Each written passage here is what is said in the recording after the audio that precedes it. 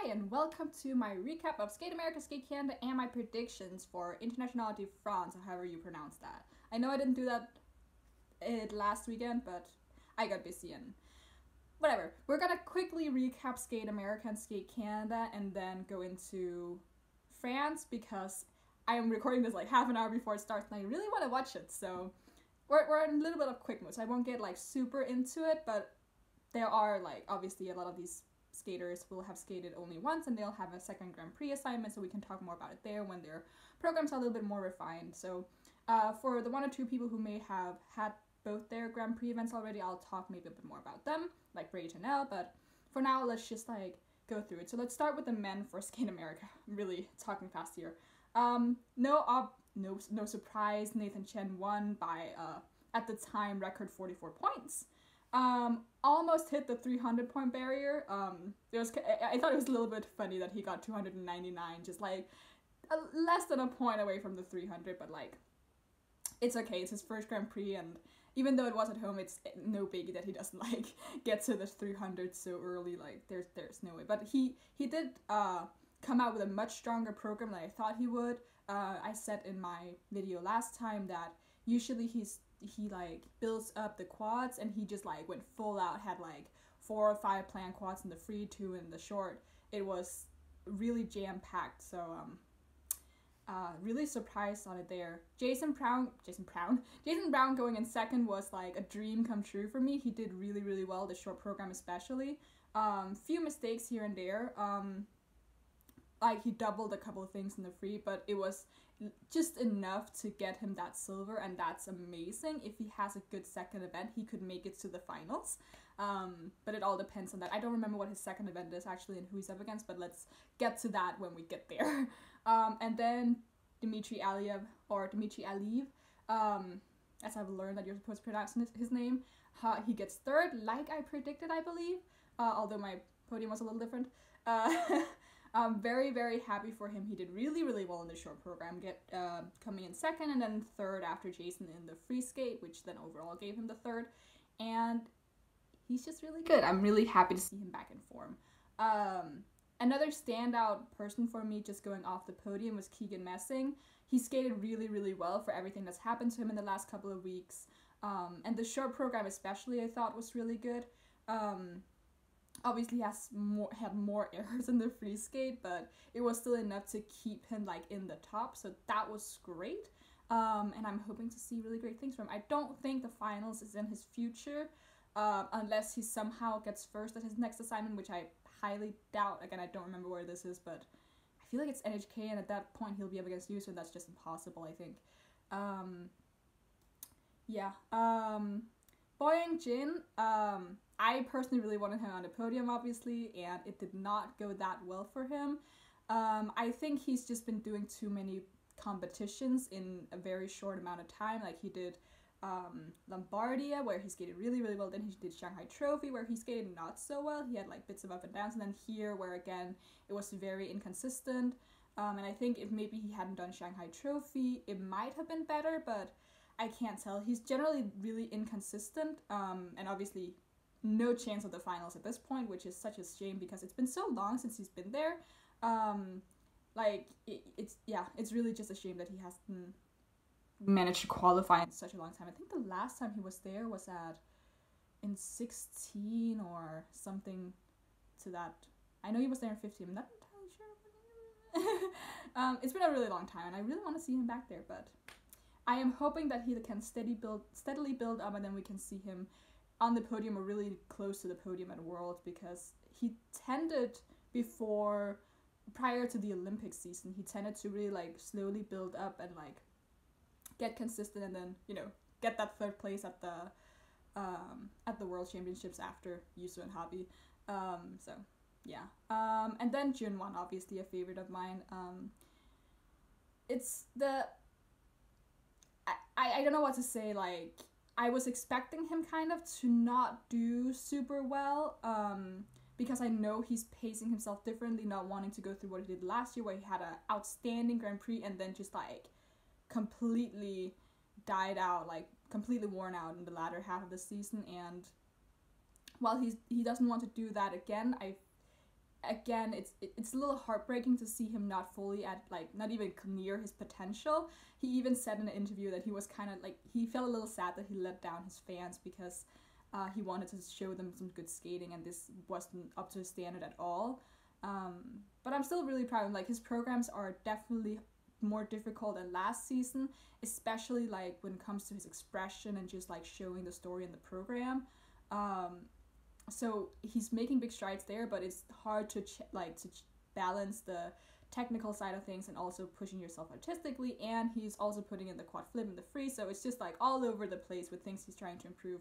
But again, this is the season where you have to try to do those things because we still have a little bit of time left. We have 2.5 years left until Beijing, and if you experiment with new things now, figure out what works, and you can really practice it the next season, and then the Olympic season, that's where you like bring it.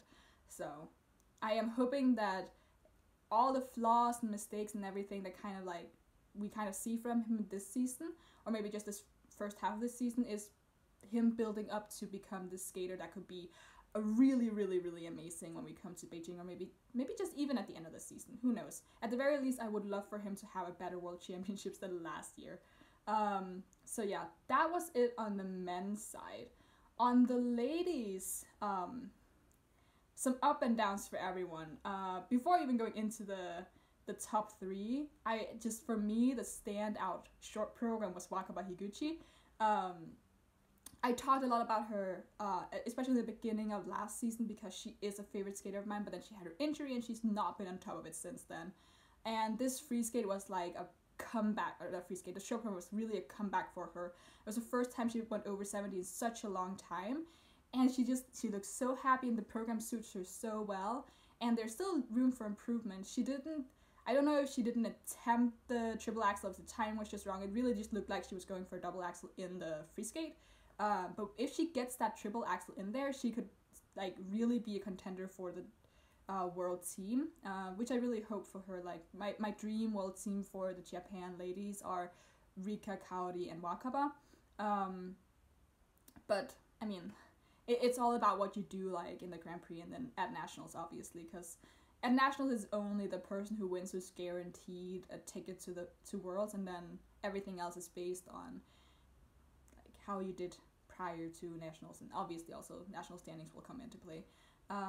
But I'm really hoping for her to like build on the short program and just like go out there and kill it today. But let's go into the top three. So number 1 is Anna Shcherbakova, number 2 Brady Tennell, and 3 Elizaveta Tikhtomisheva. Little bit of drama here. For me, I think Elizaveta was severely underscored. Maybe not enough for her to have taken second place, because there was a 10 plus point gap, but I think she was underscored. The same with Kaori, but that's just like Kaori's life story is her being underscored in PCS, so whatever. Overall, I think the final standings are fine. I have to like question Anna Shcherbakova's scores a little bit again, because you have this trajectory of when people have really great technical content, they get a little boost in their PCS. And I talked about last time how it's like, even though like her jumps, they look good, and like transitions are fine and all that, and her skating skills aren't bad either.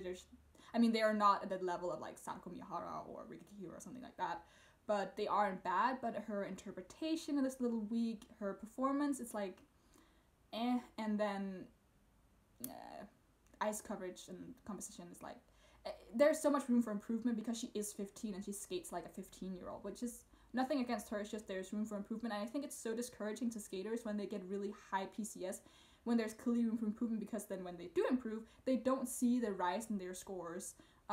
So that's just a little bit on that, and I'll probably talk about that again when we get to the next competition, because I have this problem a little bit more with Trusova especially. But again, I don't think Trusova did not deserve her win. But that'll be for Skate Canada. Regardless, I was really proud of Brady Tennell. I love her programs this season. And as I said in the previous video, I wanted her to do well at Skate America. It was her home Grand Prix, and she did have 2 in a row, so I just did not assume she would like really, no matter how well she did here, she probably wouldn't have a chance to qualify for the finals. Depending on some different like standings and stuff, I mean, she's technically still could have a chance, but the chance is so low, and it like depends on like people really bombing, people who don't really bomb to really just blow it in one of their Grand Prix, but not both of them. Yeah. So yeah. Anything else I want to quickly talk about? Oh, Kaori Sakamoto. I mean, she is my girl. She is my standout, like, favorite Japanese skater, if not my favorite, just overall. I know I talk a lot about Evgenia, but, like, Kaori Sakamoto for me is, like, the full package. The only thing she needs is a Lutz, and then she's, like, there. She is so good, and, like, even her Flutz is not as bad as others. Like, she stays on the inside, on the outside S, just, like, a millisecond too little for it to be there. So I'm hoping that's something she's working on, and that eventually it'll be there for her. But if not, maybe she could replace it with a triple axel. I doubt it, because she's probably gonna replace a double axel with a triple. That just makes more sense for points, and it's not always that the technical panel really calls the Flutzes. Like you saw at Ski Canada, the only one who got called for her Flutz was Evgenia, which was like, why? I know she's like the queen of Flutzes or whatever, but like there were so many others. But whatever, I keep talking about Ski Canada, but like it's a little fresher in my mind. It's been a while since I've seen like Skate America and Skate from there. But when I'm going back to their programs, I'm only really watching Kaori and Walkabout because they were like the standouts for me. But yeah, I am quite happy with this podium. I would have wanted Elisabetta to get a little bit higher, because that would have improved her chances at the final. But we'll see. Yeah, but with every Grand Prix, it just looks more and more likely that the entire finals will be like Russian, and then Rika Kihira. But let's go into Skate Canada, where I have a little bit more to talk about because it's a little fresher, and I didn't get to talk about like my thoughts about it beforehand. So let's start with the men. An obvious winner, and going further into I'm gonna cut my hair if he wins everything. Yusuru Hanyu wins by a knockout, 59 points. It's the highest number anyone has ever won by. He obliterates the 300-point barrier, gets a new personal best. It was like 1 point away from a world record and like everything. He was outstanding, and even then he had like small mistakes, like the combination in the short program wasn't quite there. I thought he was gonna bomb it actually when he started. I was like, this seems a little iffy, but I think like, because he just like, he saves jumps like it's no one's business. And then obviously in the free skate he had the turnout on the quad loop, and his final triple axel combination did not look as sharp as it usually does, which means that as soon as he picks up those three things, it's like world record right there. And easily too, like, and we heard him talk about this in interviews afterwards, that he was kind of like talking about how to change the way he's like composing his programs, because he's not really getting the points for his transitions and stuff like that. But I am really happy that he's still certain in the way that he skates, and he was awarded for everything in this competition, so that he doesn't feel like he has to do that, because he is doing what you're supposed to do in skating. He's like, his jumps are all designed to hit all 6 bullets, even though you don't need all 6 to get a perfect GOE. But that is how his programs are set up, and the fact that he doesn't always get credit for it when he doesn't make mistakes it's absolutely insane. Like, but yeah, it's really nice, and it was really nice to see that he actually now has the highest scoring element of all time with his quad toe Euler triple flip, which is ridiculous, because like Yusu's always talked about how his triple flip is not that consistent. He's even said, like, I think it was last year where he was like, oh, it tends to get like an edge call, which even though it's been quite a while since it's gotten an actual edge call, he got a warning like last year at Helsinki, I think, for it, but like whatever. But yeah, that jump is so beautiful, and in the second half too, like, I'm really trying to rack my brain of when Yusu last had a combination in the first half, because at the very least with the previous rules where you could like backload however many jumps you wanted, he tended to do 3 in the first half and then 5 jumps in the second half, where he would then have, you know, the 3 combinations and then 2 solo jumps, usually triple axel and triple lutz. or a triple looper, and then a triple, depending on the program, right? But now where you can only backload or get bonus for backloading 3 jumps, he has all 3 as the last, which means that if he messes up a single combination, he can't just pop that onto another jump. It's so risky, and he hasn't really missed them. Like, these combinations, he just, like, does them because he's that good. And obviously he is doing the combinations on his best jumps. Like, the quad toe is definitely his best quad, even though he is more of an edge jumper. And then obviously his triple axels, which are just perfect. But that doesn't mean that he can't make mistakes on it. Like, we know he's been doing quints and harness to increase his rotation speed for the quad axel, and because he's doing the quad axel, there is probably bound to be a little bit of, like, not insecurity, but just, like, changes in his triple because he's trying to fit another rotation in there.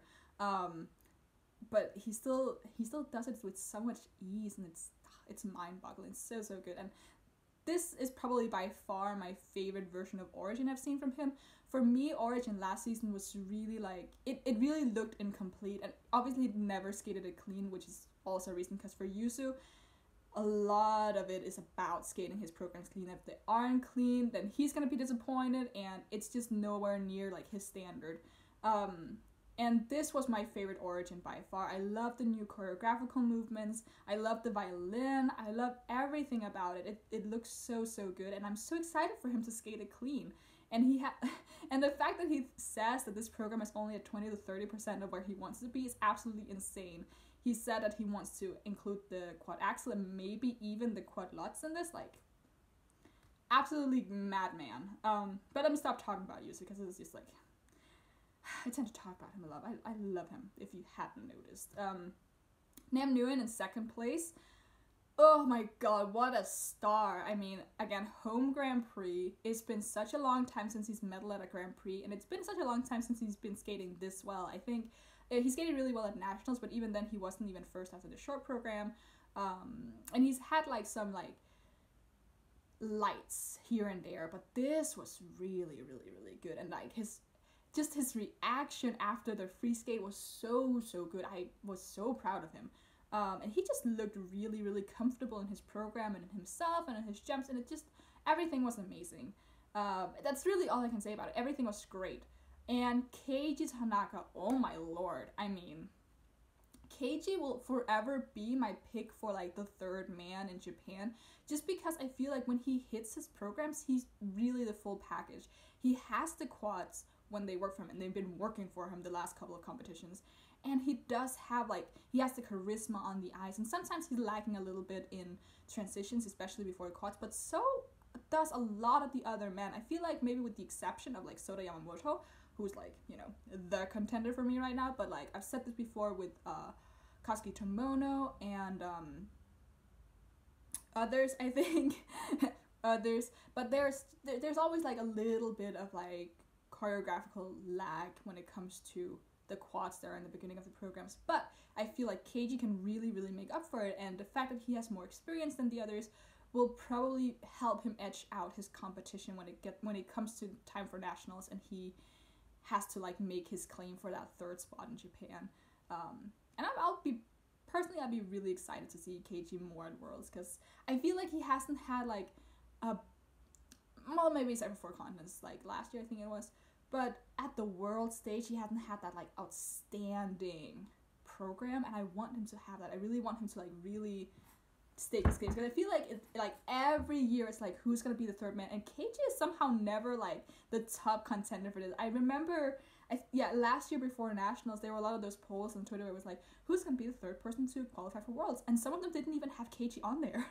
It was so ridiculous. But yeah, Keiji,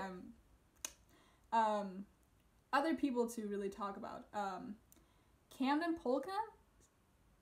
Camden Polkan for me has been someone where I've kind of known him by name for a long time, because I follow a lot of, like, US stans on Twitter, and so I'm like, I kind of know of you, I've seen you a little bit here and there in competitions, but I've not really followed his skating.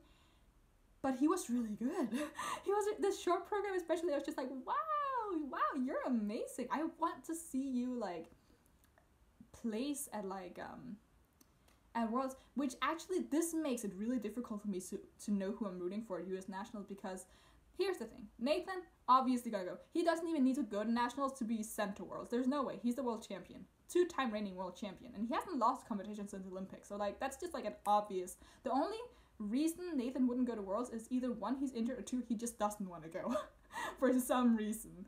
But then you have the other competitors. You have Vincent Xiao, who is taking the Grand Prix off, which I think is going to work against him when it comes to nationals, because that's going to be his first competition, I think. And he has to compete there. If he doesn't, there's no reason for him to be sent, even though he is the bronze medalist. But because he hasn't shown anything, I think he has to go to make a bid for himself at Worlds. Otherwise, he just has to take the whole season off, is my opinion. There's Jason Brown, obviously a favorite of mine. But then there's also, what's his name? Tomoki Hiwatashi, I believe his name is, who is really, really good. I really fell in love with him last season. And now we have Camden Polkinen, and that's 5 people vying for that possibly 1 or 2 spots, depending on how Vincent shows up. Because Vincent does have the technical, like, ceiling that's a little higher than the others, so he has a bit of an edge there. But let's say that it's Jason Brown, Tomoki Hiwatashi, and Camden Polkinen, like, competing for that 3rd spot. I'm not entirely sure who would make it, because Jason Brown, he's a fan favorite. Everything is so polished about him, but he does not have a consistent quad. Then we have Camden, who's this up and coming. He has the quads. He's technically just the full package, but the way people talk about him, he can be kind of inconsistent, and this is gonna probably be his breakout season. And then there's Tomoki Hiwatashi, who I believe has 1 quad, maybe? But he's definitely also, like, a very artistic skater, at least from what I've seen from him. So it's about who skates clean and, like, kind of where the judges are gonna, like, go with them. Because at the end of the day, someone like Jason Brown is bound to get more PCS because he is the better skater when it comes to the PCS side of things. And he also had a better reputation, which in figure skating right now is kind of important. And when it comes to US Nationals, obviously there's going to be some biased judging, so the judges might be more willing to go with someone like Jason, who has a better track record than some newer ones who are just coming up from juniors. So, but anything could happen. I would be so sad not to see Jason on the world team, but if Camden or Tomoki, again, I said his name, I know it's Hiwatashi, but if either of them have a standout program, I wouldn't be sad if he lost his world spot to someone who's so talented. Dennis Vasiliev and Matteo Rizzo, really great skates for them. Or not really great skates for them, but their programs look solid. They just need to, like, get it together. I'd hope Matteo would finish higher, actually. I was a little surprised to see Dennis ahead of him. But I love both of them, so, like, the fact that they go 5th and 6th, amazing. And I think that's it. I didn't see a lot of this because I missed it because I was asleep.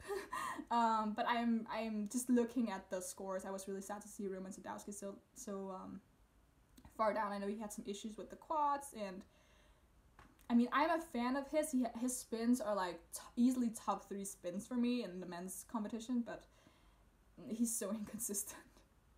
But I would love to see him a little higher. Him finishing 10th was a little disappointing to me. Okay, the women. We're gonna finish this up before I hit half an hour mark. Alexandra Tursova comes away with the win. It was quite predictable. She's been hitting her quads, like, so easily since the test skates. Rika Gihira in 2nd, also kind of predictable. And then the next 3 were, like, they were so interchangeable. It was probably gonna be these 3 and 3, 4, 5 regardless, but it was just, like, about where they stand. So we have number 3, Young Yu, Brady Tennell in 4th, and then Evgenia Medvedeva in 5th. If we start from the top, Sasha Tursova, I mean, what else?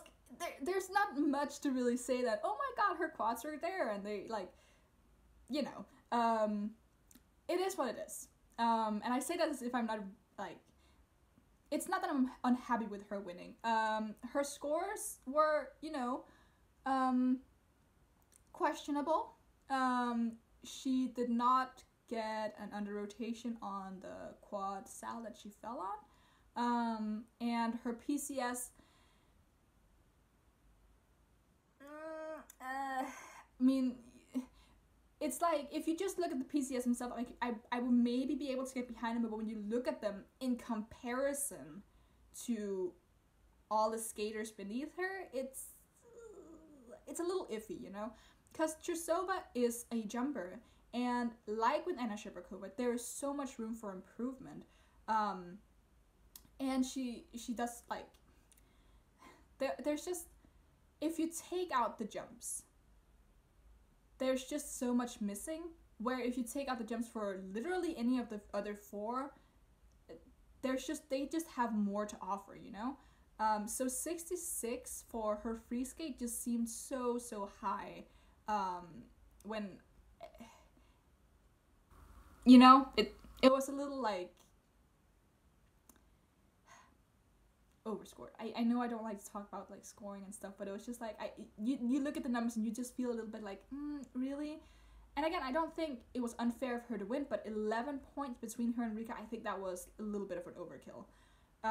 That being said, Rika did not have 2 perfect programs. She had some issues in the free skate, and I think should she skate cleanly, she could probably win if the judges don't hurl down her PCS, which they still do for whatever reason. I don't think I've talked about this. Her short program, Breakfast in Baghdad, I was really not a fan of it when I first saw it at Autumn Classics. I was like, ooh, this is a little weird. It's like, I don't understand it, and it doesn't really seem like she understands it either. Every competition she skates this at, every time I see it, it looks better. I'm still not 100% sold on it, but I know I will love it if she keeps improving it.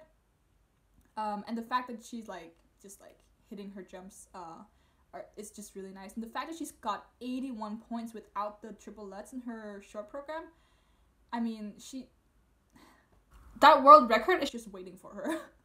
Not that she already has it, obviously, but I think there's like, she could really just like easily break it if she just like brings her whole technical force to the short program, because obviously she's not doing the Lutz because she's feeling, I think it's her ankle that's hurting, and it's smart of her not to jeopardize a bigger injury if it's hurting, especially since like second place is definitely enough for her to get to the finals if she just places, I feel like, in the next competition. But yeah, that's Rika. Oh, I'll just shortly about her free skate. Her free skate is definitely one of my favorites, like programs of her ever. I am waiting for it to be skated fully cleanly with 2 triple axels and just like, and if she can add that quad salto, ooh, that would be amazing. She should be. Here's the thing about Rika. I think she should probably be untouchable even just with her triple axels, because her PCS, like skating skills, transitions, everything is far beyond what Sasha and Shcherbakova have right now. But if she adds the quad sal, she should be so untouchable. It's crazy. But let's see where it goes. She has to land it first. Young Yu, oh my god, I was so happy. I've been like excited about Young Yu for like 3 years. I thought she was actually a year younger than she was. I think I've talked about this before. I thought she was gonna be in juniors for another year.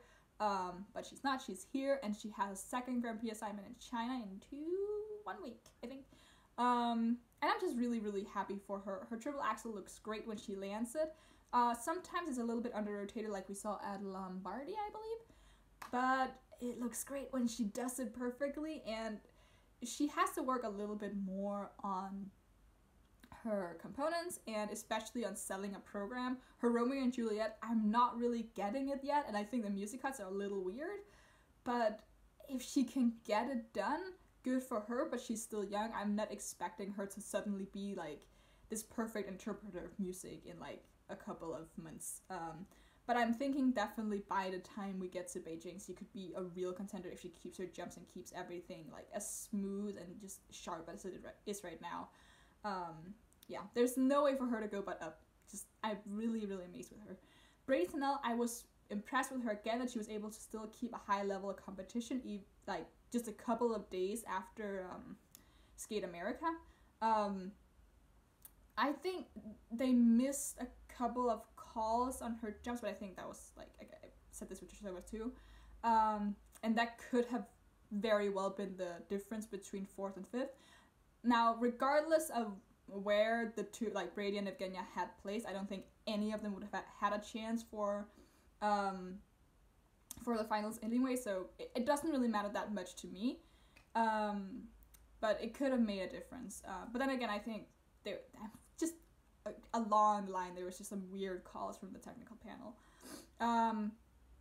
But yeah, her program still looks good. Obviously not much of like an improvement when it comes to selling the program, because it's been like, it was 5 days since Skate America. But I'm hoping by the time we get to nationals, it's gonna look really, really good, because now she's had some time to like look at what she did at these 2 competitions, see where she can improve, where she like made some mistakes and all that stuff. So really, really excited to see her at nationals, American nationals, and I'm really rooting for her, because she shows so much potential, and every season she's tapping into more and more of that potential, and she knows exactly what she has to work on. She knows she's not like known as an artistic skater, so that's what she's trying to become, and I'm just really, really proud of her, because I wasn't a fan of her when she came out onto the stage, and now I'm liking her more and more every season, so I'm really rooting for her. 5th, Evgenia Medvedeva, talked about her a little bit. Super sad about the short program. I literally I was tearing up when she had that step out on the axle, and then the Lutz, I was so scared for her. I was so scared that she like injured herself or something, because she like just blew into the wall.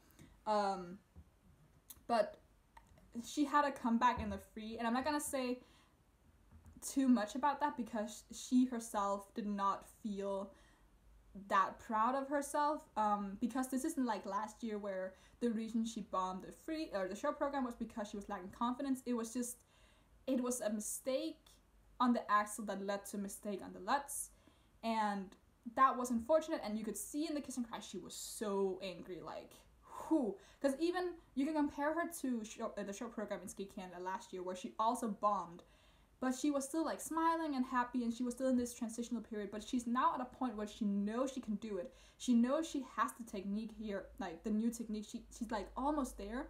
So when she reverts to her old technique and tries to do things in a different way, it doesn't work for her, and she knows she's better than that. And I'm actually quite happy that that was her reaction. She's not just brushing off. She's like, I know I can do better. This was not the Evgenia Medvedeva that I want to be. So next time I'm just gonna do better. So that was like, even though she looked so angry in the kiss and cry, I quite liked that reaction from her, because she expects more of herself, and she isn't just gonna be like complacent about what she did. But again, like she did scored. Her free skate was the 3rd highest scoring, so that was amazing. And I'm loving like her programs, like especially her short program when it's skated clean. Like I go back to her performance at Autumn Classics all the time. It's so beautiful, it's so good, it's so polished, and Memoirs of a Geisha is so close to being really, really good too. It's just like, it's about her connecting a little bit more with music. I think she was a little too focused on the jumps in Skate Canada, because she had those misses in the short program. But when she gets there, oh my god, it's gonna be so good. There's a reason that her team are calling these 2 programs her best yet, because they look so, so good. I love the simplicity of the short program especially. It's so good, and it's showing off her newfound skating skill, the deepness of her edges, and just everything looks so, so good. Bonus for Skate Canada, Maureen Honda. Oh my god. This girl, I mean, she had a roller coaster of a weekend. She was in a car crash, her and Katie Tanaka, and she had that brace on her leg the entire weekend, but she still like killed it. Her scores weren't the best, but she looked so good out there, and her skating skills were so good. Like when she hits it, she looks so good. And I'm so happy that she's keeping Seven Nation Army from last season, because that was one of my favorite programs from her. I know a lot of people have been really unhappy with how she's been skating since moving to RAV. I didn't follow her as a junior, so I can't know for sure.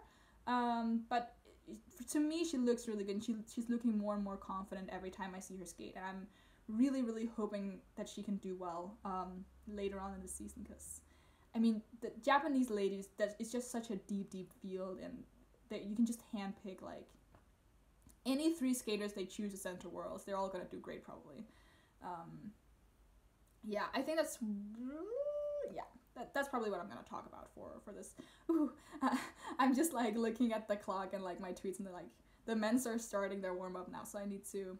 Let's get into France, which is starting in like 5 minutes for me. So I'll probably be getting this up during the men's short program at some point. But let's look at what men. I'm just going to talk about the men that have potential for top 5 or something like that. So for France, we have Kevin Amos, who I am really hoping will get a medal here because he's great. We have from Israel, Daniel Samahin, Japan, Shoma Uno. Russia's coming with Alexander Samrin, Sergei Voronov, who is like really known for doing great in the Grand Prix. And then for US, we have Nathan Tomoki Hiwatashi. I think you're probably going to find your podium in there. And there's a really, really high chance that the podium are going to be Nathan for gold and Shoma for silver, which is going to be my prediction. And then one of the people I just mentioned for bronze. I think the most likely outcome of this is that Kevin Amons is going to get bronze because he is overall the most consistent. He has a quad and he has great performance skills. But there could be an upset. Alexander Samrin has a lot of quads and is really loved by the judges for reasons that I still don't understand. Sergei Voronov, when he hits it, and he tends to like really dark horse it. Like every single Grand Prix, he just dark horses it and somehow makes it to the finals or something like that. And then, as I talked about before, Tomoki Hiwatashi, who's just like one of my favorite new American men. So it's really a free-for-all for that bronze, I think. Now, personally, I've talked about this all week with my friends. I really, really, really, really, really want Shoma to win, but he's been saying in interviews that he's probably not going to win. And he is super unsteady because he doesn't have a coach and like, he doesn't have a coach. It's just the fact that he doesn't have a coach. It's so mind-boggling to me, and it continues to be, and he's not going to get one this season. He's been talking about like, oh, well, next season I'm going to have one because I'm starting to realize how important it is to have one, which is ridiculous. Shoma, you're in your 20s. Just you should know that it's important to have a coach. But yeah, I'm pretty sure we're going to see Nathan Shoma go 1-2 unless... I don't even know what my unless is. Like, even though I completely disagree with it, Nathan does have better PCS, and he's more consistent than Shoma is. And his quads are better, so there's that. Now for the women, oh my god, the women, all the women's competitions are all just like a bloodbath. For France, we have Lorraine Le Cavalier, and we have May-Berenice Mayte, who... May-Berenice Mayte is just like one of my faves. I love her so much. When she hits her programs, it's just fire. It looks so good on her. Her short programs are always like my favorites. She's just amazing, and if she can just be consistent for once, it would be so good for my heart. But she's just not, and I'm always like expecting for her to have a disastrous program, because then I can only be surprised, like happily surprised, when she skates cleanly or near clean. But I am really hoping the best for her.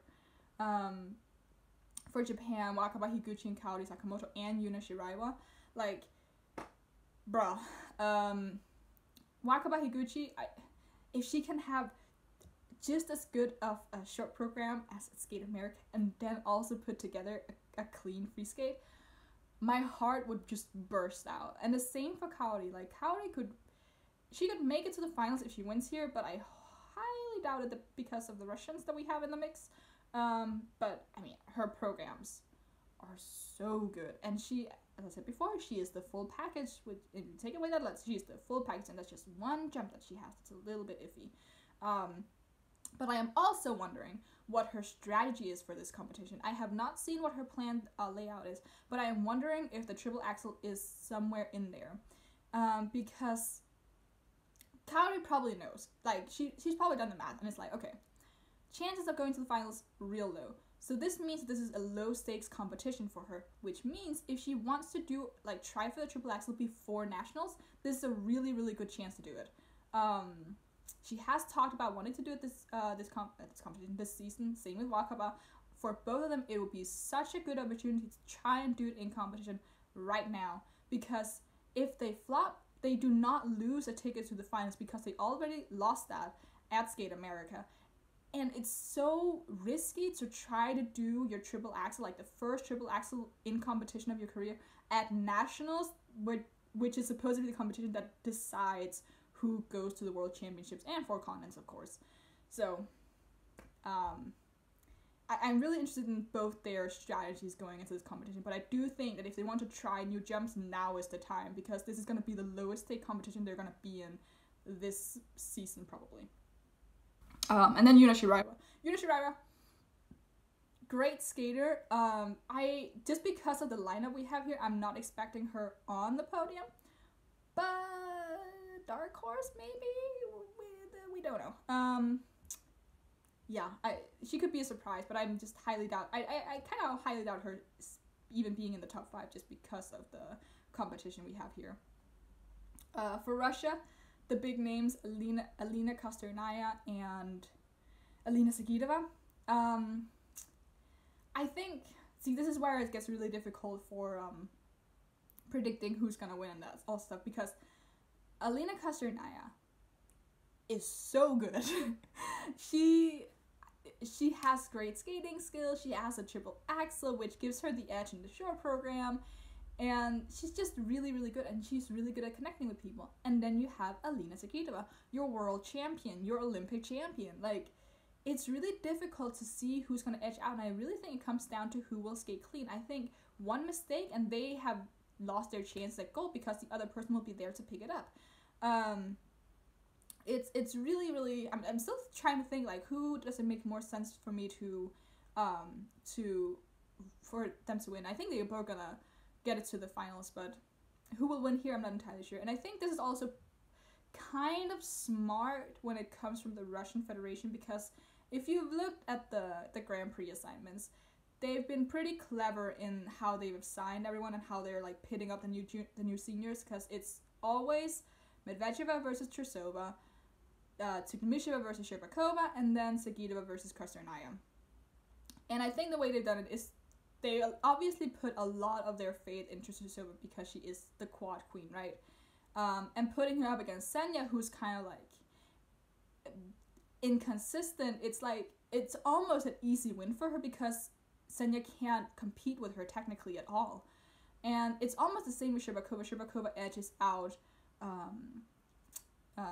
Tuktamisheva because not only does she have the quad lutz, but Tuktamisheva does not get the high PCS, so she doesn't have the PCS cushion that someone like Medvedeva or Sagitova has. So it's kind of like they're pushing those two skaters to like go to Worlds, and then for the last spot, it's like, okay, who do we send, Kosternaya and Sagitova? So it's kind of easy for them to pit those two against each other because Sagitova has the PCS cushion, depending on how she skates, obviously. But Kosternaya is then the new up-and-coming, who everyone is thinking is the full package. She is the most developed artistically of the three new seniors, and she has the lowest technical content because she has no quads, but she is now doing triple axels, which she can include in the short program. So it's very smart of them because there was obviously the prediction that the world team we're going to see from Russia is going to be Kosternaya, Trusova, and Sherbakova.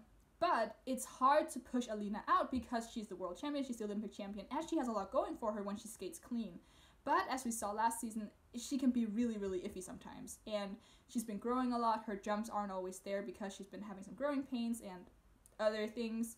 So pushing them against each other and seeing how like they measure up against each other in the same competition with the same technical panel, where the judges go PCS wise, it's just a really smart move if they want to see, okay, who is more likely to bring home a medal from Worlds. So that's just that there's a fly in here. That's just on the political side of things. I think that's why they've chosen to do this. And I hate to say it, like, Russia is kind of working a little bit against Senya and Elizaveta, which I think is unfair because they're both amazing skaters, but they're also older, and Russia doesn't like skaters about the age of 20. Whatever. But then we also have Mariah Bell here. I like Mariah Bell. A lot of controversy about her and, you know, the whole Yunso thing and Raf and everything. I've talked about this before. I think it was the right thing for Yunso to do to leave Raf because I don't think she was treated well there. But when it just comes to a skater, I love Mariah Bell as a skater. I think she's really good working with music, and her jumps, when they work, they look really good. But I don't think she has a sliver of a chance in this competition. There's just no way. I mean, if everyone else bombs, sure, she could do it, but she is also not the most consistent skater. Both Kaori, Elena, they're all much more consistent than she is, so I don't see a medal in for her here. But I do hope she skates really well. And then we have Star Andrews, who's like another fave of mine. Oh, and we have Maria Satskova. I was really not necessarily disappointed with her last season, but I loved her so much in the Olympic season and the season before that. So it was really heartbreaking for her to like really not do anything that like was up to her normal standard last season. But hoping the best for her. Yes, I think that's it about yes. My final predictions for the women here are gonna be. Oh, see, that's hard. I'm still gonna go probably with Kaori Sakamoto for third, and then Aliona Kostrianaya for second, and Alina Sagitova for first. I think Alina, because I think Alina will win probably because she tends, and that's chance. She has better PCS than Kostrianaya, and she. It's not that she's more consistent because I can't judge Kostrianaya too much. I haven't seen her in too many competitions, but I think if they skate like equally well, if they both skate clean, the judges will probably